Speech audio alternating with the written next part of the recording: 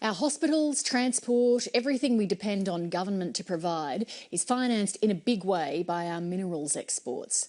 And the bad news is that iron ore prices have plummeted in recent times, and so has coal, spectacularly. Almost a third of coal exporters are losing money, forcing them to shed workers and contemplate the closure of some mines. So is there a recovery in sight? David Lewis reports.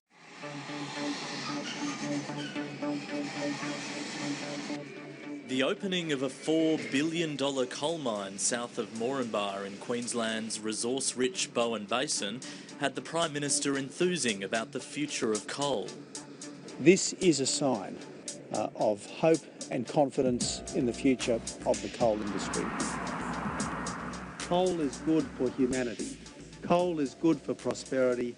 Coal is an essential part of our economic future here in Australia and right around the world.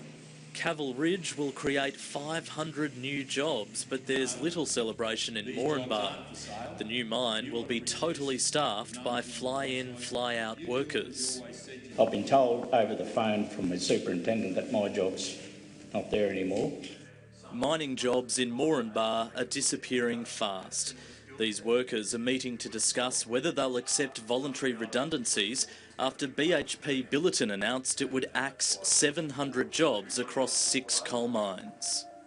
My job means more to me than a pocket full of gold, and my kids' jobs mean more to me, and their kids' jobs mean more to me, and the town means more to me than a 5-minute hit from the company.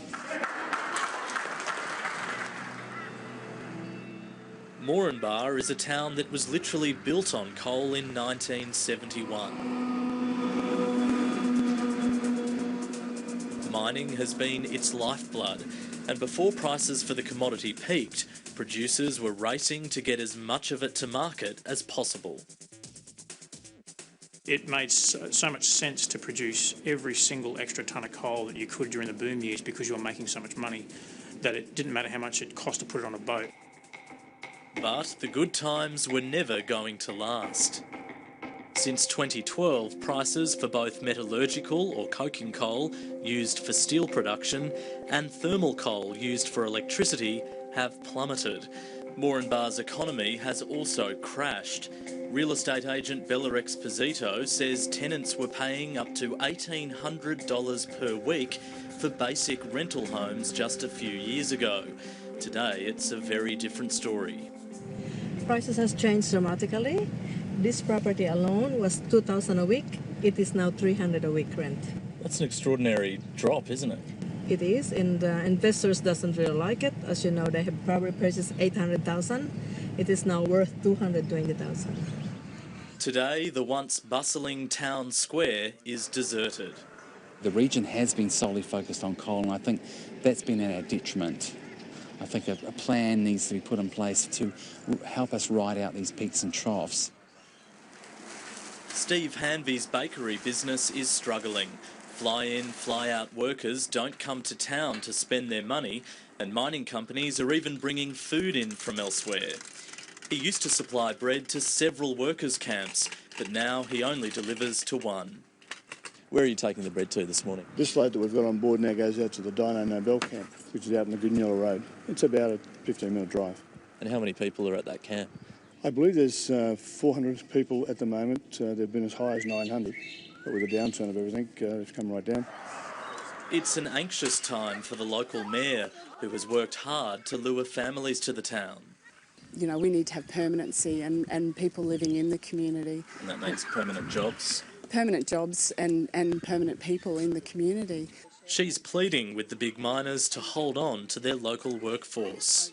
I'm asking for a balanced decision to be made and to not, because the price of coal is down and everybody understands that, not to have such a slash and burn approach. But a leading consultancy firm says mining companies have little choice but to cut costs, given the tough economic climate. I think the mining companies are all doing the right thing. They're trying to pull all the levers that they can to try and get the price down for the production of coal. Roughly a third of Australian exporters are losing money due to depressed prices for coal. The question is, can they survive? For some, they're only operating because to shut down would actually involve a bigger loss. And what I mean by that is that even if they shut down, they would still be incurring a lot of their fixed costs, such as their rail and port charges. So mines are doing their sums at the moment and deciding whether it's a smaller loss to stay open or shut down. Another blow is China's decision to enforce a new 3 to 6% tariff on coal imports and to restrict imports of dirty coal in a bid to reduce pollution. Some mining analysts are now questioning whether Australia's biggest coal project in Queensland's Galilee Basin is viable. But the mining lobby rejects those concerns. It's not that demand is falling, demand is growing for coal, both thermal coal and metallurgical coal. India is going to treble its imports of coal, and Australia is going to be a big source of that coal. And no one has actually found a way of making steel without coking coal, and we're the world's biggest exporter of coking coal. The problem is nobody knows exactly when prices will recover, and the uncertainty is weighing heavily on the minds of families in Moranbah. People are probably going to have to move if they're going to lose their jobs. I mean, because that's what brings you here. So at the moment, it hasn't affected us for the time being, but we're just going to have to see how everything turns out. So just crossing your fingers? Yeah, definitely.